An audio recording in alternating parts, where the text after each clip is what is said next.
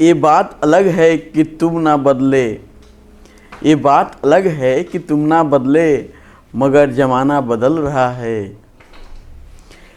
ये बात अलग है कि तुम ना बदले मगर ज़माना बदल रहा है। गुलाब पत्थर पे खिल रहे हैं, चिराग आंधी में जल रहा है। यही जुनून, यही एक ख्वाब मेरा है। यही जुनून, यही एक ख्वाब मेरा है। वहाँ चिराग जला दूँ जहाँ अंधेरा है। नमस्कार दोस्तों, मैं हूँ आपका अपना काउंसलिंग गुरु रवि प्रकाश शर्मा। बहुत दिनों के बाद आपसे रूबरू होने का मौका मिला है। आप सभी को सादर आभार, अभिनंदन और प्रणाम। जैसा कि आप जान रहे हैं कि हमारे काउंसलिंग गुरु चैनल के माध्यम से मैं आपको एकेडमिक सेशन में जो भी जेई नीट का स्ट्रेटजी होता है, उसकी काउंसलिंग होती है, वो मैं आपको बताता हूँ। I am so sorry for the NEET students, I am not able to make the video of the NEET counseling because I am not well or I am busy with another schedule. मैं उस समय नहीं कर पा रहा था, but I am giving the guarantee to you that the entire session of this academic year 2022, I will give you the every time have the some videos of the JEE Main and NEET और NTSC और KVPY as on your demands. And आपको मैं एक और याद दिला दूँ, जो आप उस हमारे एपिसोड को लाइक करते हो, एक्सपर्ट की राय और चाय, मैं उसको दोबारा से शुरू करूँगा। आज बसंत पंचमी के शुभ अवसर पे इस एकेडमिक सेशन का शुरुआत करता हूँ। और इस सेशन में आज मैं आपके सामने जो वीडियो लेकर आया हूँ वो है जेई मेन 2022 45 डेज प्लान। बच्चों, एक्चुअली होता क्या है ना कि 45 days is not enough to crack the JEE Main, that is correct. Maximum बच्चों ये पूछते रहते हैं कि क्या 45 दिनों में मैं जेई मेन कर पाऊँगा। That is not a easy cup of T for the everyone, because बहुत सारे सिलेबस होते हैं, बहुत सारे वेटेज होते हैं अलग अलग। मैं उसके बारे में भी एक एक करके इस सीरीज़ के माध्यम में आपको हर सब्जेक्ट को बारे में बताऊंगा। बट 45 दिन इज़ नॉट अ सिंगल और double days, that is the more than the enough days to revise everything with the proper time table and the proper guidelines. तो मैं आपको एक चीज़ आज बता रहा हूँ कि फिजिक्स की तैयारी मैं कैसे करूँ कि 45 दिन में अच्छे से हमारा जेई मेन में आउट ऑफ 100 70 प्लस स्कोर हमारा, 80 प्लस स्कोर हमारा आए। बच्चों, आपको पता है जेई मेन में क्या होता है कि 25 टोटल 75 क्वेश्चंस आपको करने होते हैं आउट ऑफ 30 90 क्वेश्चंस, जिसमें 20 क्वेश्चंस आपको ऑब्जेक्टिव इस सब्जेक्ट होते हैं और 5 क्वेश्चंस जो होते हैं आपके इंटीजर्स के होते हैं।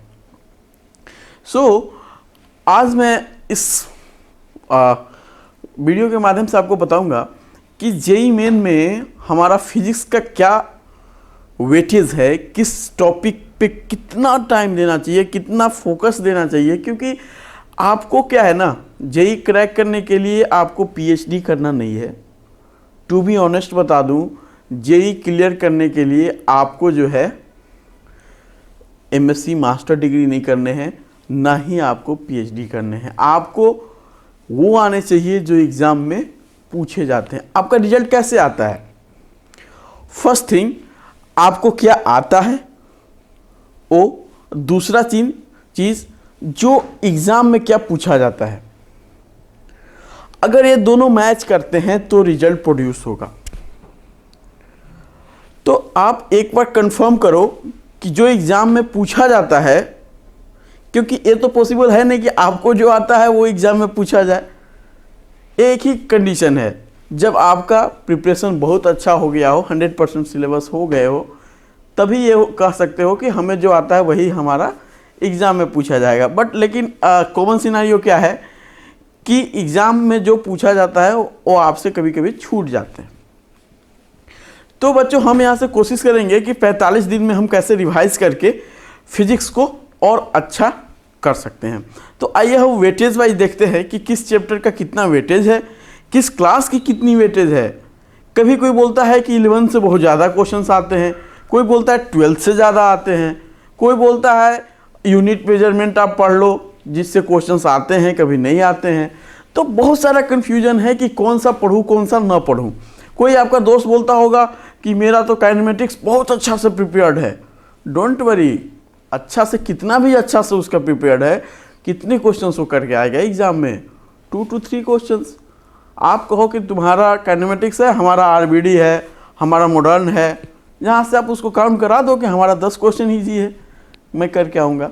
So that is the weightage of the chapters. So let's begin.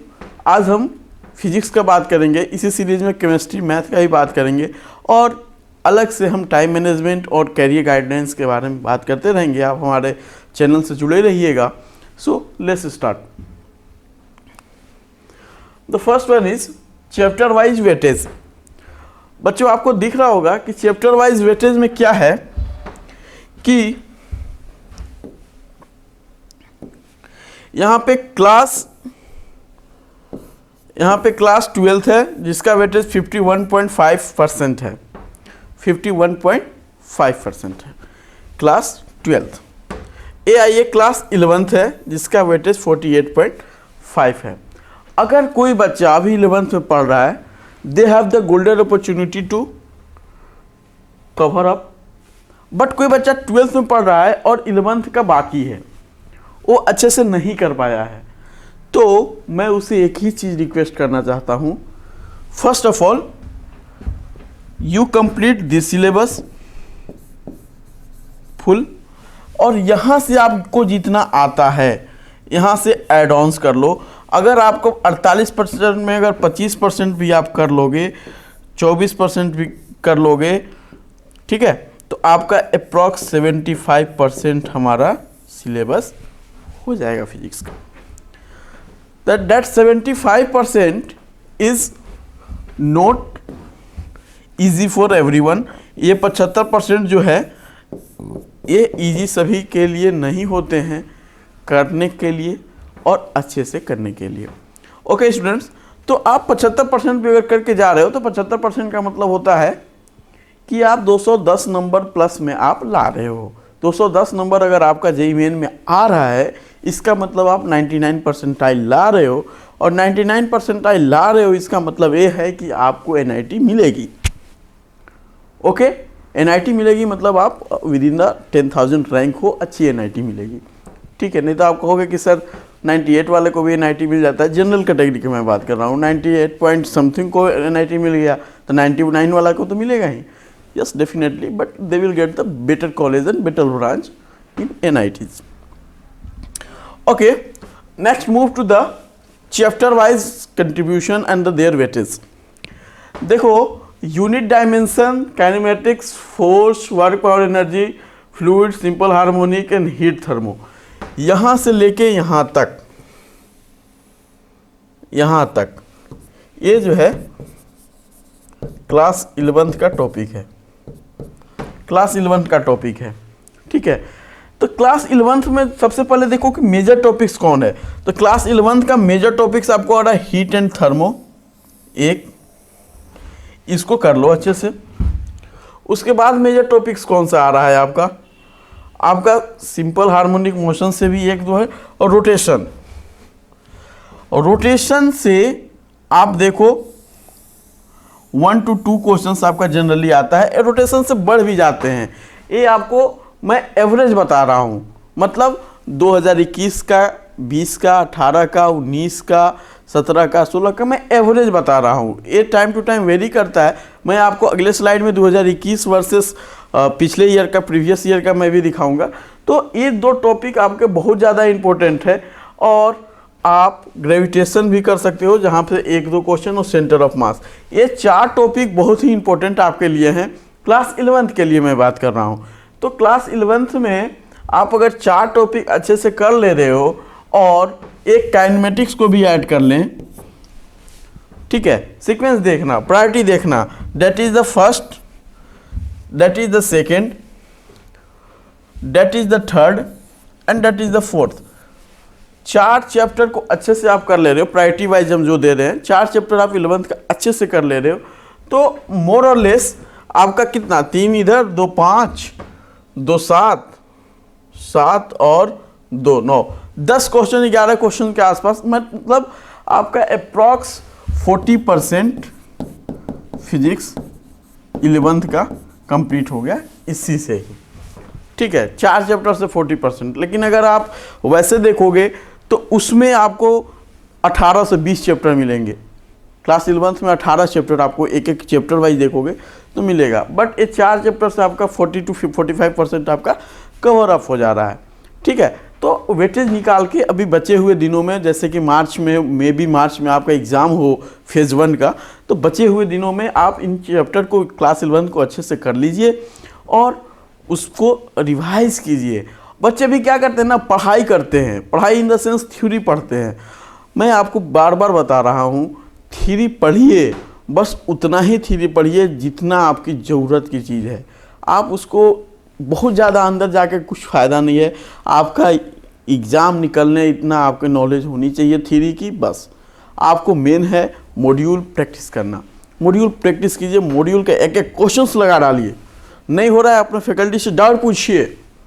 ठीक है, थोड़ा चैलेंजेस हैं, इस पेंडेमिक के कारण चैलेंजेस जनरेट हुई है, उस चैलेंजेस को फेस कीजिए और आप रिजल्ट दीजिए, क्योंकि पेरेंट्स आप पे बहुत विश्वास किए हैं तब जाके आपको इनरोल कराया किसी भी इंस्टीट्यूशन, किसी भी एकेडमी में।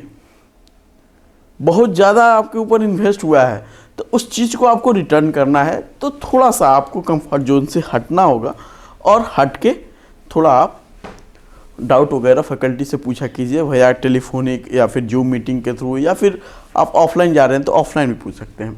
ये तो हो गई क्लास 11th की बात। अब आइए मैं करता हूँ क्लास 12th की। क्लास 12th का अगर हम देखें, इलेक्ट्रोस्टैटिक्स से लेकर लास्ट तक हमारे 4-5 टॉपिक में ही डिवाइडेड हैं, जिसमें सबसे ज़्यादा क्वेश्चंस हमारे जो आते हैं ये मॉडर्न फिजिक्स, सेमीकंडक्टर और कम्युनिकेशन सिस्टम से मिला के 4 क्वेश्चंस आते हैं। देखो, सेमीकंडक्टर और कम्युनिकेशन सिस्टम दो एक ऐसे चैप्टर्स हैं जो one time reading is enough for getting the score. आप एक बार ढंग से पढ़ लो कम्युनिकेशन सिस्टम और सेमीकंडक्टर, आप एक बार ढंग से पढ़ लो, आप जरूर करके आओगे क्वेश्चंस। आप प्रीवियस ईयर लगा डालो उनके, वो डिट्टो क्वेश्चंस आते हैं विथ डेटा चेंज ओनली। ठीक है, तो ये सब कुछ कुछ टॉपिक्स हैं जो आपको अच्छे से करके रखने चाहिए। आप ऑप्टिक्स कर लो, आप एसी कर लो, और इलेक्ट्रोस्टैटिक्स का वेटेज देखो, 2 से 3 क्वेश्चंस है। तो यहाँ पे मैं 12th का वेटेज इसलिए दे रहा हूँ कि सारे टॉपिक आप 12th में होंगे तो करके रहे होंगे, या फिर आप अगर पास आउट है तो बच्चा 12th में थोड़ा सा अच्छे से पढ़ता है इसलिए कि उसको बोर्ड देना होता है, तो 12th जनरली अच्छे होते हैं। तो आप सबसे पहले 12th को एक बार रिकैप कर लो। Recap in the sense theory नहीं, आप मॉड्यूल सॉल्व कर लो, मॉड्यूल का हर एक क्वेश्चंस देख लो। और हाँ, बचे हुए दिनों में 43 इयर्स जो दिशा पब्लिकेशंस के आते हैं चैप्टर वाइज, उसको शेड्यूल में जोड़ लो। उठते के साथ, सोते हुए, कहीं भी जा रहे हैं, कहीं कुछ कर रहे हैं, उसके कुछ नोट्स अपने पैकेट में रख के चलो कि टाइम लॉस ना हो। 43 इयर्स जो चैप्टर वाइज दिशा पब्लिकेशन का आते हैं, फिजिक्स केमिस्ट्री मैथ तीनों खरीद लो और उसको कर डालो। एकदम ओठस्थ होना चाहिए, हर एक क्वेश्चन से आपको पता होना चाहिए कैसे सॉल्व होगा। That is the key factor to crack the JEE Main, अच्छे से वो होनी चाहिए। ठीक है बच्चों, अब आते हैं नेक्स्ट स्लाइड में हम लोग कि 2021 के कंपेयर में प्रीवियस ईयर वर्सेस 2021 कैसा था। आप देख रहे हो ग्राफ, यहाँ पे सारे चैप्टर्स के नाम लिखे हुए हैं, unit dimension, kinematics, force, motion, work power, energy, centre of mass से लेकर modern physics and other chapters तक। मतलब 11th और 12th का जो मेजर पोर्शंस टॉपिक्स होते हैं सारे लिखे हुए हैं जो जो वेटेज है। अब आप देखो येलो कलर में जो लिखा गया है वो 2021 है। येलो कलर में जो मेंशन है ग्राफ, बार ग्राफ आप देख रहे होगे, ये है 2021 के जो फिजिक्स का पेपर हुआ था।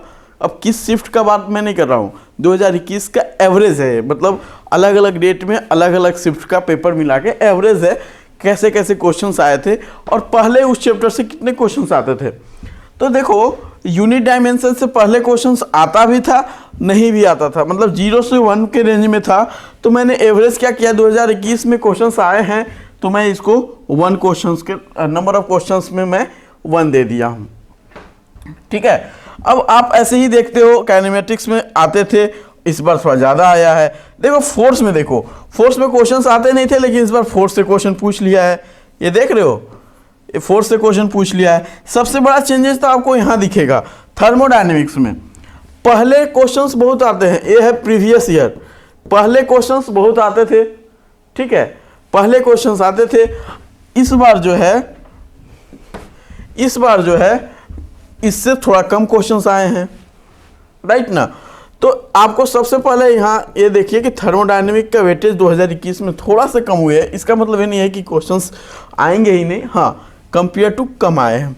अब आप देखिए कहाँ से आ गए, मॉडर्न फिजिक्स एंड अदर्स।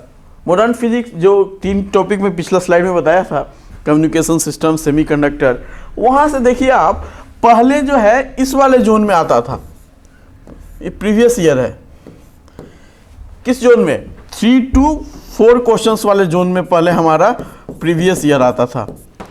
देखो अब जो है ये 2021 का जो ग्राफ है ये आपका आ गया किस जोन में, 4 to 5 वाले जोन में, 4 to 5 वाले जोन में आ गया।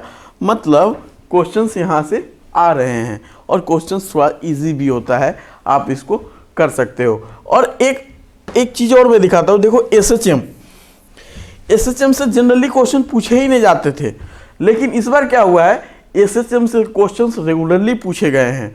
तो आप ये सब टॉपिक को अच्छे से ध्यान से देखकर आप कर सकते हो।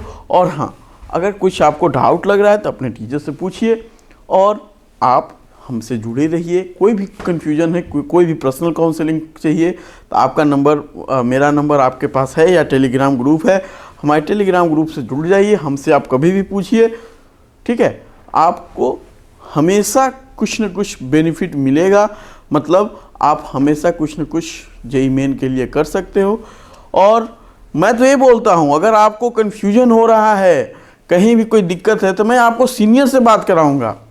मैं आपको इस बार IIT की प्लेसमेंट इतनी ज़बरदस्त हुई है, इतनी ज़बरदस्त, मेरे कितने स्टूडेंट्स ने, 2-3 बच्चों ने तो गूगल और माइक्रोसॉफ्ट में प्लेसमेंट किया। अगर आपको लगे तो मैं उनका कॉन्फ्रेंस कॉल या आपका जूम मीटिंग भी अरेंज करा सकता हूं। अगर आपको चाहिए वैसी काउंसलिंग की नीडेड है तो मैं आपसे उनको बात भी करा सकता हूं। जो अभी करंटली स्टडी कर रहे हैं IIT में, MBBS कर रहे हैं एम्स में, मैं उनसे बात भी करा सकता हूं। अभी देखिए हमारा एक जो पिछले बार एक बच्चा आया है, आजिम,